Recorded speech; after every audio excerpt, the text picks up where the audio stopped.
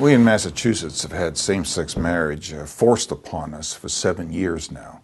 And the first level of impact is in our schools. From kindergarten through 12th grade and beyond, our children are being indoctrinated on same-sex marriage and the rightness, the correctness of homosexuality. The beginning of 2005, our son Jacob was going into kindergarten, and he came home with a diversity book bag. And in the diversity book bag was a book entitled Who's in a Family by Robert Scutch, and that introduces children to same-sex households. Back in March of this year, our son came home Friday afternoon and bounded in the front door and said, "Mom, Dad, guess what?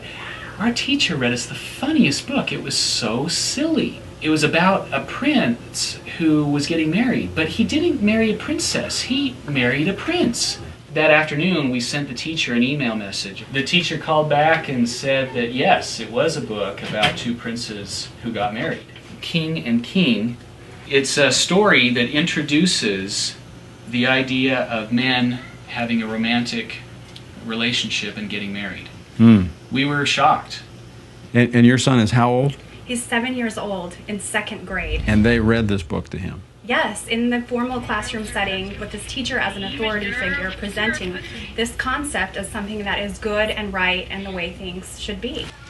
After the diversity book bag came home, we realized that the intention of the administrators and teachers was to affirm these relationships and gay marriage in the minds of children.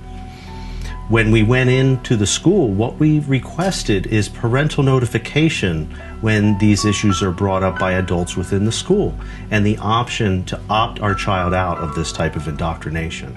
And then she said, well, she had checked with the administrators and they had said that this was not a parental notification issue. One of the reasons they give is they said same-sex marriage is legal in Massachusetts. Therefore, we can broach it anytime with your child. So when she would not acknowledge our parental rights in this area, we then went to our Judeo-Christian beliefs and our faith and said, well, you wish to affirm homosexuality to our son. You're presenting that which is sin as though it is not to our son, and we cannot allow that.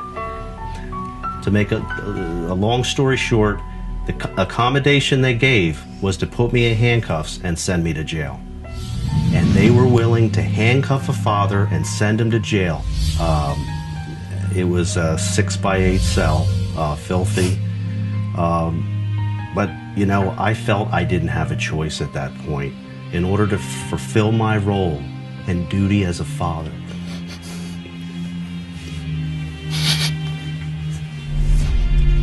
So we filed a lawsuit. Long story short, the district court said that they didn't think we have a parental right to be notified in this. The federal court judge Mark Wolf ruled to dismiss our case.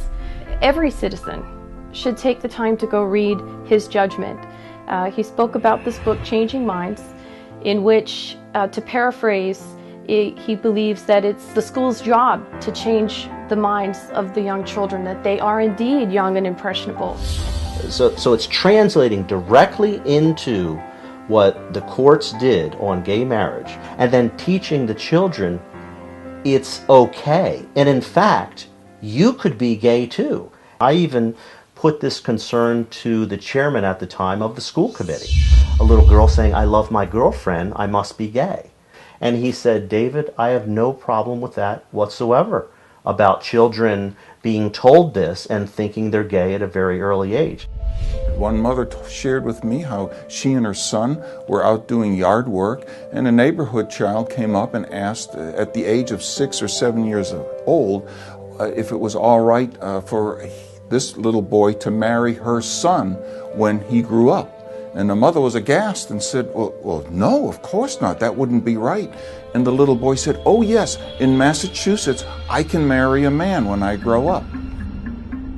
Children and teenagers are at a time in life where they're still figuring out who they are and what they like, and their identity is still evolving.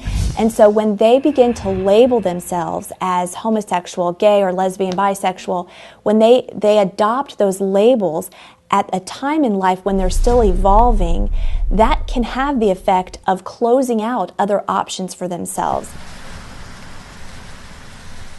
My name is Brian Kamaker. I'm president of Mass Resistance, a pro-family group in Massachusetts. Here's an example of something that was that was at Brookline High. The Little Black Book, Queer in the 21st Century.